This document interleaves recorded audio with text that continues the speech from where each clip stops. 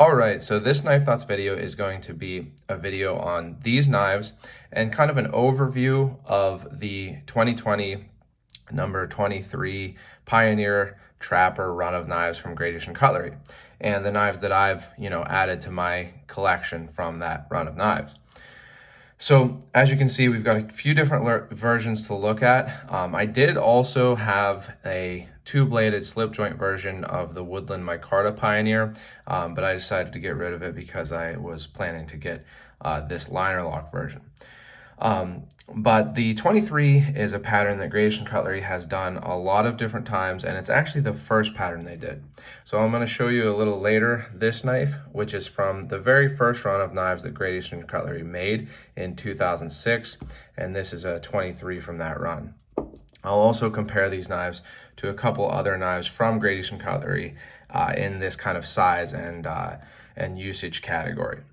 But let's jump right into it. So the first one here we're going to look at, and I'm going to move these other ones out of the way. The first one we're going to look at is the Shaner Sportsman's Club knife. So last year, the Shaner Sportsman's Club got a fixed blade from GEC with their own edge. And this year, they got this knife.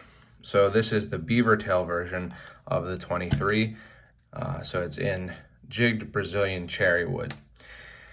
And the owner of the Shaner Sportsman's Club is a real big fan of the beaver tail knives that Great Eastern Cutlery does. So he was excited to, get this SFO. And another cool thing about this knife is that this is a new jigging pattern for GEC. So they haven't done this kind of jigging pattern, and it is a jigging pattern that people have done on modern knives. So some custom scale makers for modern knives have used this type pattern on modern knives, but GEC hasn't done it in the past, so it was cool to see them do that. And I think it fits with the aesthetic of the beaver tail with that really nice beaver shield. Gives the kind of look of, a beaver tail.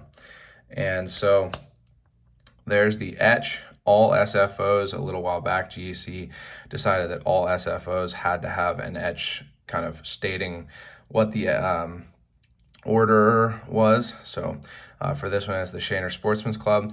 And I really like this etch. So you can see it's a running buck, running white-tailed deer.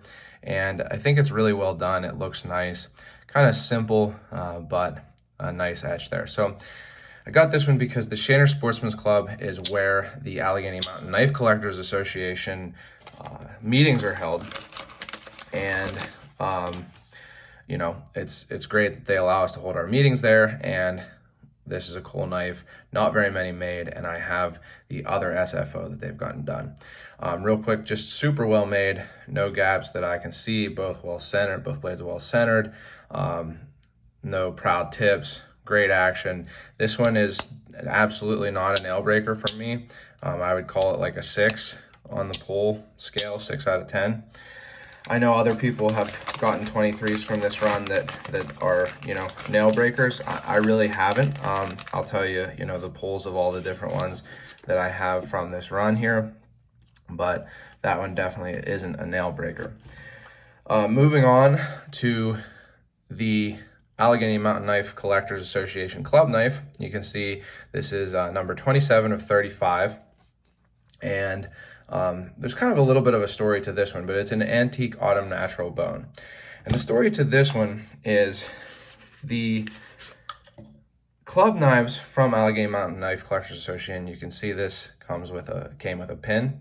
But the club knives have a particular shield. It's a bear shield, which the black bear is kind of a well-known animal from the Allegheny Mountains. And it has this unique shield. But the thing was, I realized that after the 2019 knife, that the shield wasn't pinned because it's a 3D shield and it's kind of rounded. And in the process of this becoming the club knife, I pestered both the club members, the club officers, and Bill Howard of GEC quite a bit. I probably talked to him like 4 or 5 times on the phone about seeing if these shields could be pinned. And was very, very happy to see that they did end up getting pinned. So you can see that that pin post going through the liner there. So that's a super great thing and an example of why GEC is so great. I mean, Bill Howard, the owner, was willing to talk to me several times, kind of explain the difficulties. And he said afterwards, after I thanked him via an email for pinning the shield, that it was actually really difficult. And the reason for that is because it is rounded, so it's hard to weld the pin onto the shield. Then it has an antique finish on the shield, and that kind of got polished off because this natural bone takes a lot of polishing. So it sounds like it was kind of a hassle, but I really appreciate it. I just think fits GEC's quality level to have the shield be pinned. And Bill agreed with me. He said he really doesn't like to not pin shields, to just glue them in. So I really appreciate that. And there is if I can get my camera to not be reflected there is the etch AMKCA 2020, and just a really nice knife. Now, one thing I will say that I looked through a few of these, and a good number of them had tips that were a little higher than I liked. But other than that, they were all real nice. No gaps, really. Maybe I didn't notice it, but maybe a very slight, I don't even know if that's a gap or just that the spring is a little, high or low or something, but not a very big gap. Again, really not a super strong pull. Very snappy, very snappy, but not super strong. I would say like 5.5, 6. Definitely not a nail breaker for me. Same deal on the spade blade. So very nice looking knife. I like these autumn natural bone handles. Some people from the club didn't love them, but I really like it, and really happy to have gotten this knife. I'm trying to collect the club knives. Since I joined, they have a whole lot of great knives that they had gotten made as club knives before I joined, but I'm going to stick to the ones since I joined. Moving on, this is not an SFO, unlike the previous two, but I think it's probably going to be maybe the hit of the run long term, although another one I'm going to show you might be the hit currently. But this is the Northfield version in red-tailed jig bone with the bullet shield. And the 23 pattern is based off of an old, from the turn of the 20th century, Remington pattern that had a bullet shield. By the way, this one comes with a bullet type pin. So a nice little pin. And so this is based off of, and kind of a reproduction of, or this pattern is based off of the Remington that had a bullet shield.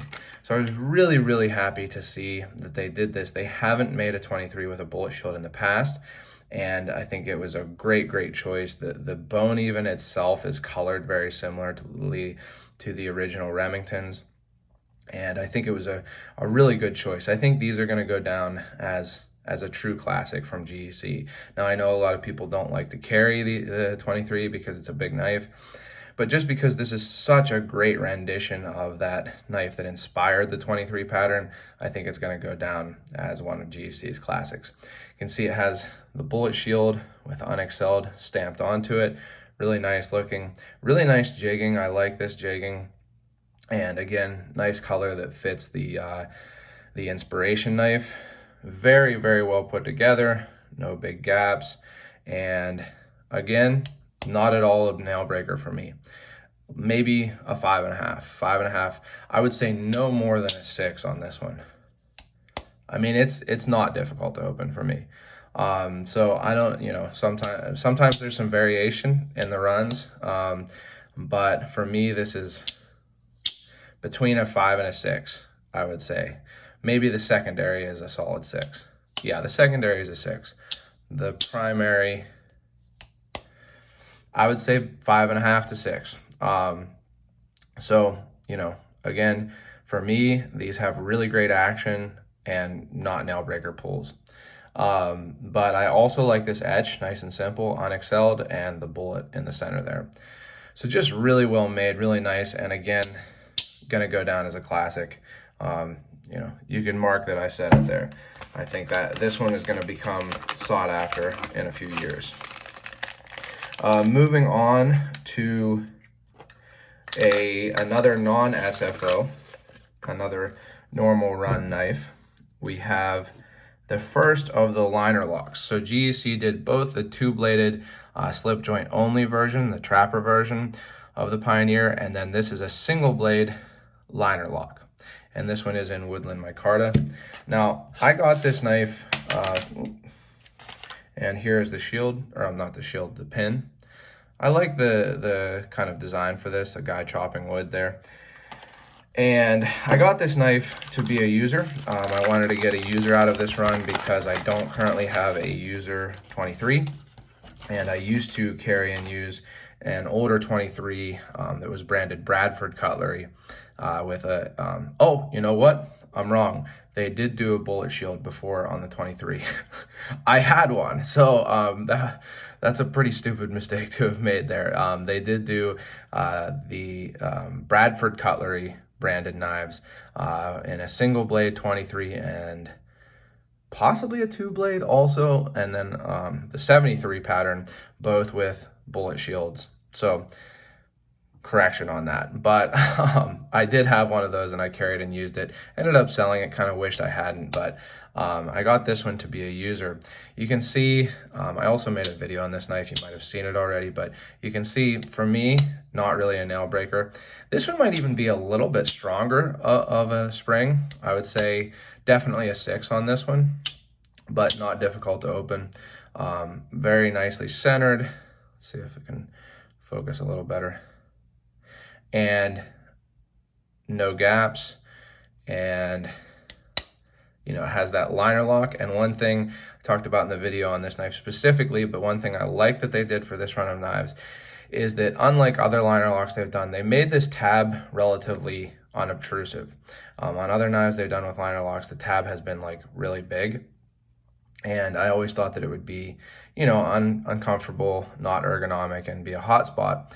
On this run of 23s, they made the tab noticeably smaller, stick out less.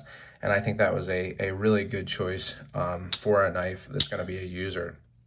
Because when I grip this knife, it doesn't really interfere too much. I don't think in normal use it would be a problem. Maybe if you were like doing a whole bunch of wood carving or something, but generally I don't think that tab is going to be a problem, and I appreciate that.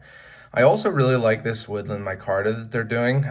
The liner lock versions are a little lighter than the two-bladed versions were, but I like the look of it, and it's pretty practical, kind of grippy with the micarta, and then grippy with the grooves. Let's see if you can see those grooves. And I like this federal, I think they call this their federal shield. I like that, or maybe badge, I don't remember, so don't quote me on that, but I like this shield. And I think this would make a really good user, especially a lot of people coming from modern knives to traditionals who are used to having a lock. You get the slip joint feel with the back spring because it does still have a back spring. You know, you still get that nice walk and talk, but it also has the liner lock for some, you know, redundant safety feature there. So we got this one as a user. Not 100% sure I'm going to keep this one because I do have lots of other user knives. Don't really need another user, but that's what I got this for. And then going on to the last one here, this is the Keifer Cutlery Classics SFO liner lock in blue camel bone. And so this is one that right now is really, you know, causing a storm on Facebook and blade forums and such. A lot of people posting pictures because GEC doesn't do a whole lot of blue knives, and when they do, sometimes they turn out really nice. So here is mine. I really like the color, the dye job that I got. It's not super dark, so it has lots of character, some darkness along the edges here, lots of kind of spots where you get that darker. And I really like the look of this bone. It's a really nice coloration that they got on this camel bone, and camel bone does take dye pretty variedly, so lots of different kind of along a whole spectrum of really dark to really light. I'd say this one is on the lighter end of the spectrum, but I really like how it looks. You can see it has Gary's trademarked shield that he had made, And then also, as all SFOs, an etch saying Keifer Cutlery Classics. And I noticed on this one, it's really nicely polished. The handle is really smooth, you know, lots of the transitions are very smooth. The blade is very well polished, and even the liner, the lock for the liner lock, is a lot more polished than on the Untitled Micarta version that I have. This one locks up a little bit more solidly than the Micarta version. You can hear that the liner does engage with the tang of the knife, whereas on my Micarta one it doesn't. For me, neither way really matters, because it's just a redundant, you know, an extra safety feature. Whereas on a modern knife, you know, because there's not the back spring, the lock is the only thing holding it open. On a traditional liner lock, the spring's holding it open. This is just, you know, an extra safety feature. So very beautiful knife, and one I was happy to have gotten. A lot of people wanted these, and they didn't make a whole lot of them. So that is all of them from this run of knives that I got. I'm gonna set them all out here in kind of the order that I got them, and then I'm going to show you a couple different knives from GEC to compare these two. So let's get the red tail jig bone back out. Probably didn't need to put them away, but you know, try to be careful with them and everything. Like I said, I'm not, you know, necessarily going to use all these knives. For a long time, I used all of the knives that I got. If I didn't use a knife, I sold it. But the thing with that is, after a while, you sell some knives and you regret selling them. You wish you still had them. And there are a lot of knives that I sold because I wasn't using a whole lot, but I wish that I did still have, or do still have them. So I'm kind of forcing myself to be comfortable with keeping knives that I don't use, even though it's not my kind of natural tendency. So most of these are not knives that I plan to use. Although I do think they would make good users. Even the two-bladed version, for me, I think it would make a good user, especially if you got a belt sheath or had a nice slip with a pocket clip on it. I think it's not too big to carry, and I think these single-bladed liner locks are definitely not too big to carry for me. But now that I have these out, I want to mention something about this run of knives compared to the previous runs of 23s. So here is this 23 that I have from the first run of knives that GEC made, which was, you know, a run of 23s, obviously. And this is in red diamond jig bone. Probably, being that it's serial number 95, the 95th knife that GEC made.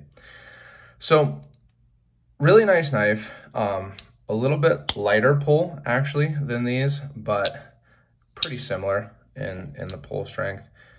Nice action, slightly gritty on the action, but still nice. But the one thing that all the previous runs of 23s had is they had a low backspring at half stop. So if you can see that there, let me see if I can get it to focus a little better. The backspring is low at half stop, and it's the same for the spade blade. And that was true for pretty much every 23 that GEC has made up until this run of knives. And what they did was they fixed it. They did some engineering. One of the employees at GEC, Randy, who is involved with a lot of the Facebook groups and stuff, has said that he put a lot of work into trying to, fix that issue, correct that issue of the low backspring at half stop, and they did it. None of mine have low backsprings at half stop. If anything, some of them have ever so slightly high backsprings at half stop. And by ever so slightly, I mean ever so slightly. Less than a millimeter, I think, they're all less than a millimeter high at half stop.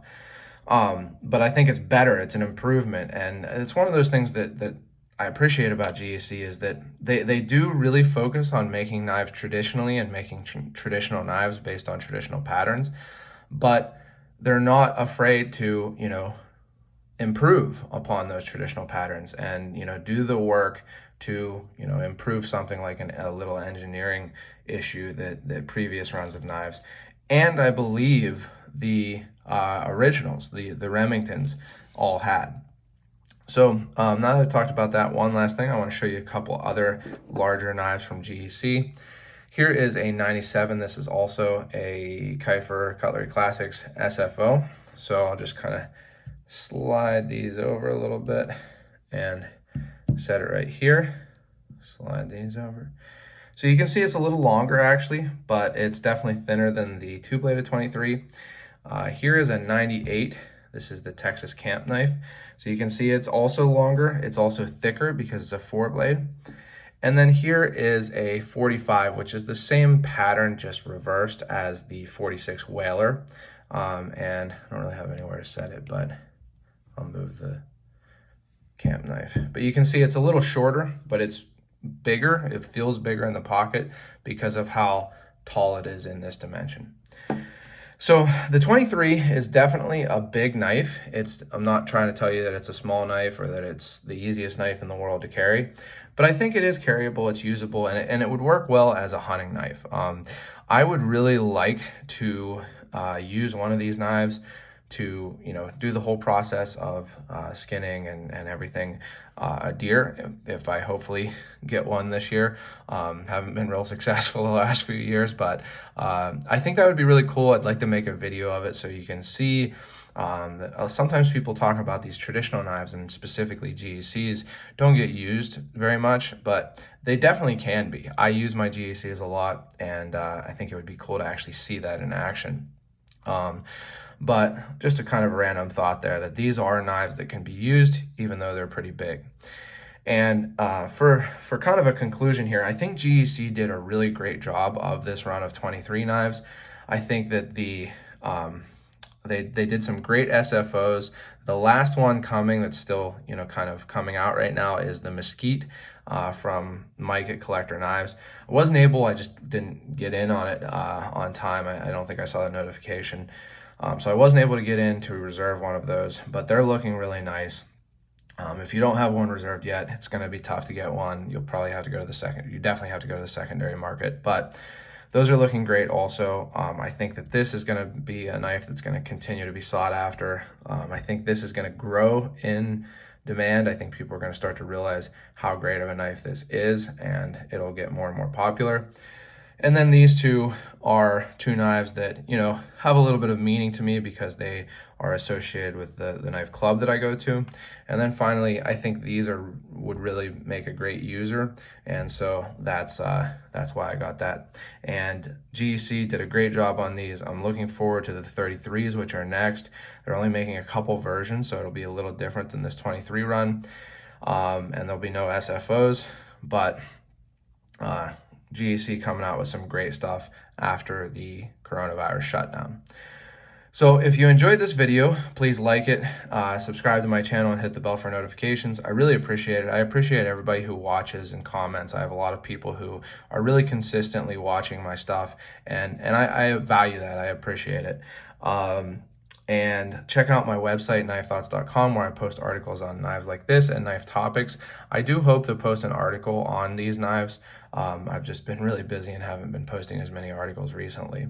And finally, check out my social media, all at Knife Thoughts. And as always, don't forget to go out and do good.